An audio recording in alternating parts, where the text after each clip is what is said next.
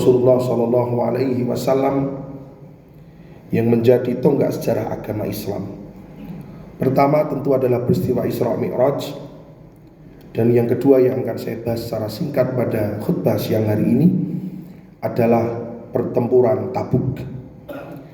Kalau Isra Mi'raj terjadi 10 tahun sesudah kenabian, perang Tabuk ini terjadi pada tahun 9 Hijriah. Tabuk terletak kurang lebih 1100 km dari Madinah pada masa itu.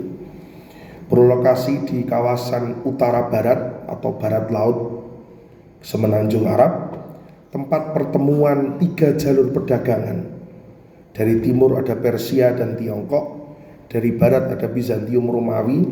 Itu 2 imperium kerajaan yang bersaing, yang berdiri pada masa Islam. Dan tentu di arah selatan adalah jalur perdagangan di Semenanjung Arab sendiri. Saat itu Rasulullah SAW mendapat informasi bahwa kerajaan Bizantium sedang menyiapkan penyerangan ke Madinah di daerah Tabuk. Maka Rasulullah menyambut serangan tersebut, mencegah pasukan Bizantium sampai ke Madinah dengan lebih dulu menyerang, bertempur di daerah Tabuk ini.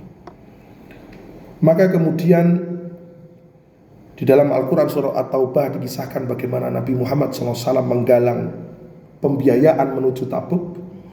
Dan salah satunya Kanjeng Nabi juga memotivasi, sebagaimana dalam sebuah hadis riwayat Imam Bukhari, Nabi bersabda, "Man jahaza jaisyal usrah falahul jannah."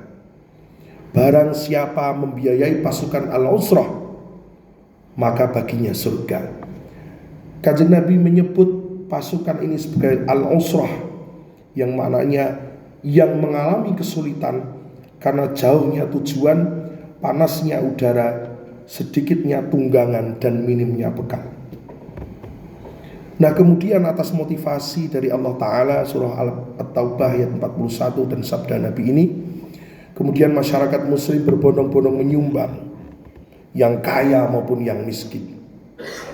Yang paling masyhur misalnya Sayyidina Utsman menyerahkan 300 ekor unta dan perlengkapannya serta uang 1000 dinar atau setara dengan 4,5 kilogram emas. Sayyidina Abu Bakar menyerahkan 4000 dirham atau kira-kira setara dengan 12,7 kilogram emas. Sayyidina Umar menyerahkan setengah hartanya, dan Sayyidina Abdurrahman bin Auf menyerahkan 100 auqiyah atau kurang lebih 3 kilogram emas. Sementara masyarakat yang miskin tidak kalah ingin berpartisipasi. Bahkan diriwayatkan hanya menyumbang 2,5 kilogram kurma. Beberapa wanita yang tidak mungkin berangkat ke peperangan menyerahkan perhiasannya. Semangat semua kalangan ini tidak lain dan tidak bukan adalah bukti telah meresapnya Islam di dalam jiwa mereka, sehingga yang terpenting adalah partisipasi dengan ikhlas dan tidak perlu malu meskipun sedikit.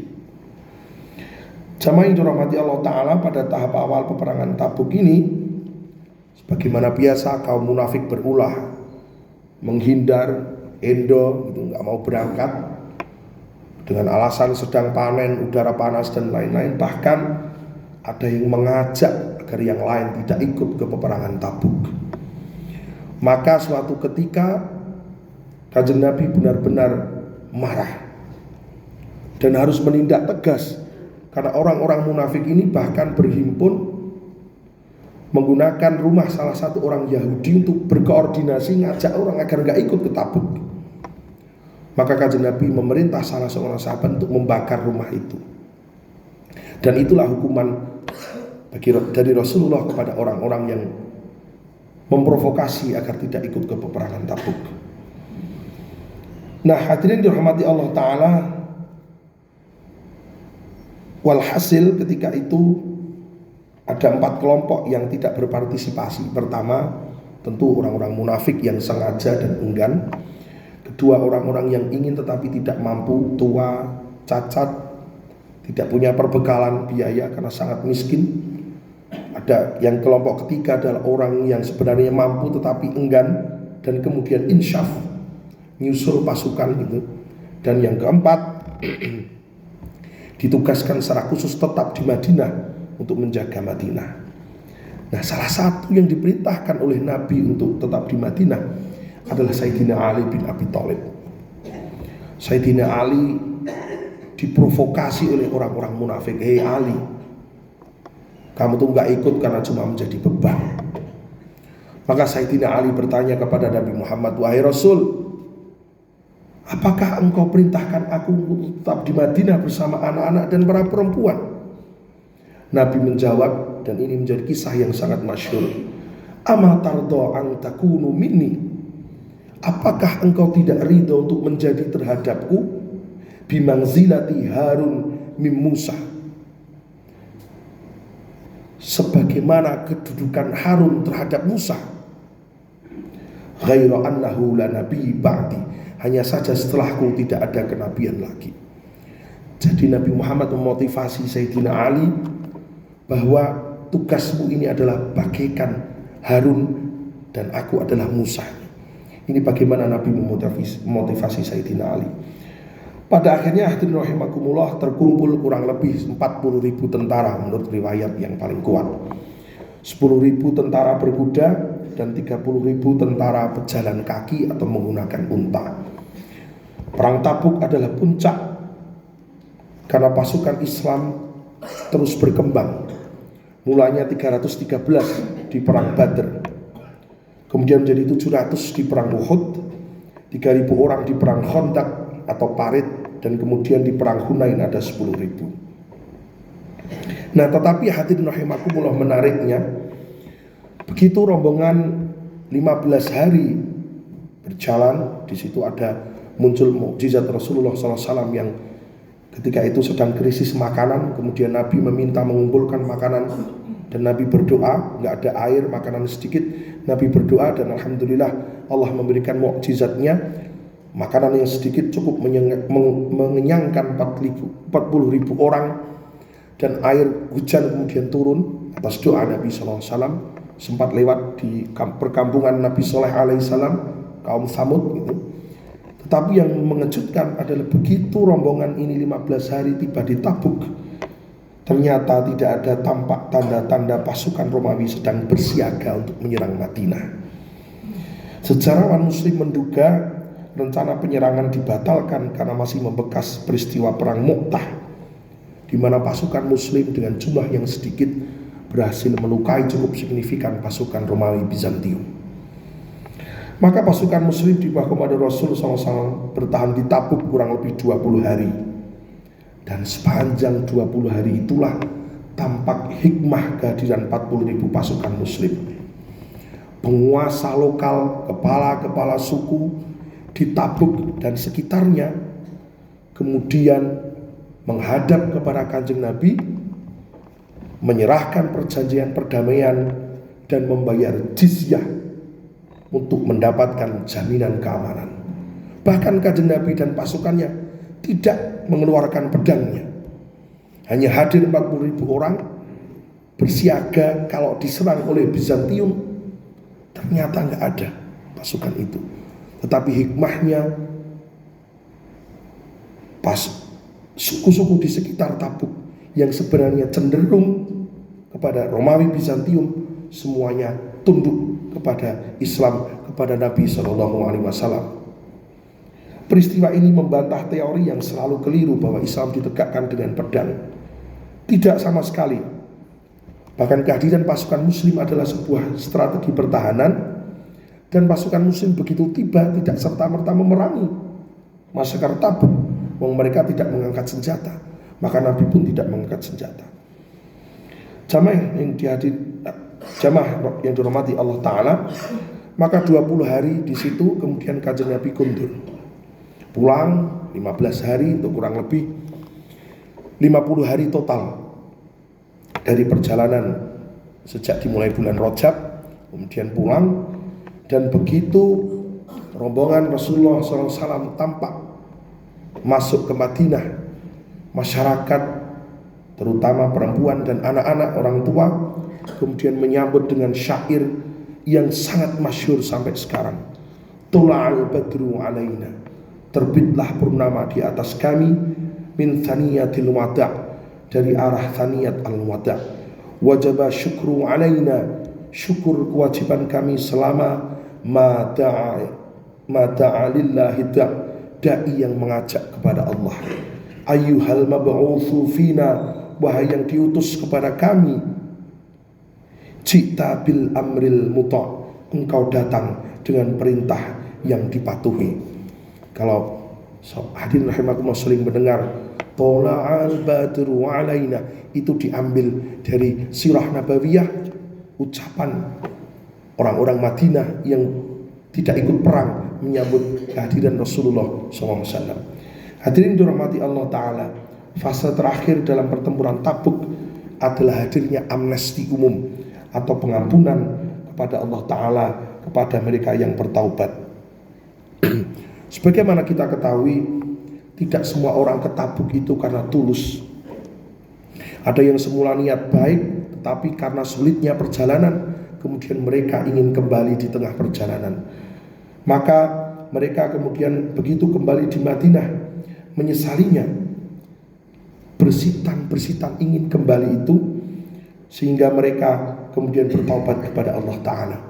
Sebagaimana saya bacakan dalam muqaddimah tadi, Allah Ta'ala berfirman dalam surah At-Taubah ayat 117, laqad taballahu 'alan nabi wal muhajirin wal ansar, sesungguhnya Allah telah menerima taubat Nabi, orang-orang muhajirin dan orang-orang ansar, alladzina tabauhu fi sa'atil usra, yang mengikuti Nabi pada masa-masa kesulitan, mim ba'di maka tayazihu qulubu fariqim minhum, setelah hati segolongan dari mereka hampir berpaling, thumma taba alaihim, kemudian Allah menerima taubat mereka, innahu bihim raufur rahim, sesungguhnya Allah Maha Pengasih lagi Maha Penyayang kepada mereka.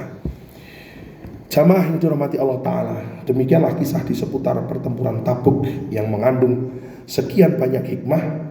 Utamanya adalah tentang kesungguhan dan ketulusan dalam berjuang di jalan Allah Ta'ala, apapun halangannya. Di masa modern sekarang ini, di mana perang fisik tidak ada lagi, maka perjuangan di jalan Allah diantaranya adalah bagaimana umat Islam bukan hanya memahami, mengamalkan agamanya secara paripurna, tapi juga mampu menguasai ilmu pengetahuan dan teknologi melalui pendidikan. Semoga Allah Ta'ala memberi kita kesempatan untuk turut serta dalam perjuangan mulia ini. Amin ya rabbal alamin. Barakallahu li wa lakum fil Qur'anil azim wa nafa'ani wa iyyahum bima fihi minal ayati wa dzikril hakim.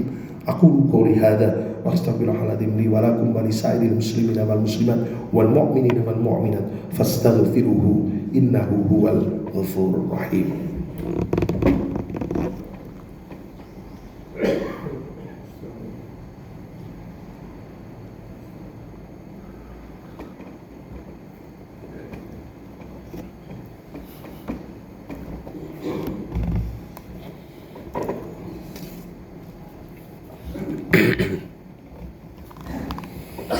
Alhamdulillahil qawi sultanuh al-wadihi burhanuh al-mabsuti fil wujudi karamuh wa ihsanuh ta'ala majduhu wa azuma syanuh. Asyhadu an la ilaha illallah wa asyhadu anna muhammadar rasulullah. Allahumma salli ala nuril anwar wa siril asrar wa tiryakil aghyar wa miftahi babil yasar sayyidina wa maulana Muhammadin al-mukhtar wa alihi al-adhar wa ashabihi al-akhyar adada ni'amillahi wa ifdalihi wa la hawla wa la quwwata illa billahil aliyyil azim. Amma ba'd. Fa ya ibadallah, usikum wa nafsi bittaqullah faqad fazal muttaqun. Ittaqullaha haqqa tuqatih wa la tamutunna illa wa antum muslimun. Faqala Allah Ta'ala fil Qur'anil azim, a'udzu billahi minasy syaithanir rajim. Bismillahirrahmanirrahim. Innallaha wa malaikatahu yusholluna 'alan nabi. Ya ayyuhalladzina amanu sallu alaihi wasallimu taslima. Hadirin jamaah Jumat dirahmati Allah Ta'ala, marilah kita tutup khutbah pada siang hari ini dengan berdoa kepada Allah Ta'ala. A'udzu billahi minasyaitonir rajim. Bismillahirrahmanirrahim. Alhamdulillahi rabbil alamin, hamdan yuwafi ni'amahu wa yukafi'u mazidah. يا ربنا لك الحمد كما ينبغي لجلال وجهك الكريم وعظيم سلطانك. اللهم صل على سيدنا محمد عبدك ونبيك ورسولك النبي الأمي. اللهم اغفر للمسلمين والمسلمات والمؤمنين والمؤمنات الأحياء منهم والأموات إنك سميع قريب مجيب الدعوات يا قاضي الحاجات. اللهم ربنا هب لنا من أزواجنا وذرياتنا قرة أعين واجعلنا للمتقين إماما. اللهم ربنا لا تزغ قلوبنا بعد إذ هديتنا وهب لنا من لدنك رحمة إنك أنت الوهاب. اللهم اغفر لي أمتي سيدنا محمد. اللهم ارحم أمة سيدنا محمد. اللهم استر أمة سيدنا محمد. اللهم اجبر أمة سيدنا محمد. اللهم أصلح أمة سيدنا محمد. اللهم عافي أمة سيدنا محمد. اللهم احفظ أمة سيدنا محمد صلى الله عليه وآله وسلم. اللهم يا عليما بما يكون اكفينا شر ما يكون قبل أن يكون حتى لا يكون. اللهم يا عليما بما ينزل اكفينا شر ما ينزل قبل أن ينزل حتى لا ينزل. اللهم ادفع عنا الغلاء والبلاء والوباء والفحشاء والمنكر والصيف المختلفة والشدائد والمحن ما ظهر منها وما بطن من بلدنا إندونيسيا خاصة من بلدنا إندونيسيا خاصة من بلدنا إندونيسيا خاصة ومن بلدان المسلمين عامة إنك على كل شيء قدير. اللهم ربنا آتنا في الدنيا حسنة وفي الآخرة حسنة وقنا عذاب النار. صلى الله على سيدنا محمد وعلى آله وصحبه وبارك وسلم. سبحان ربك رب العزة عما يصفون والسلام على المرسلين والحمد لله رب العالمين. عباد الله إن الله يأمر بالعدل والإحسان وإيتاء ذي القربى وينهى عن الفحشاء والمنكر والبغي يعظكم لعلكم تذكرون. فاذكروا الله العظيم يذكركم ولذكر الله أكبر. أقيم الصلاة.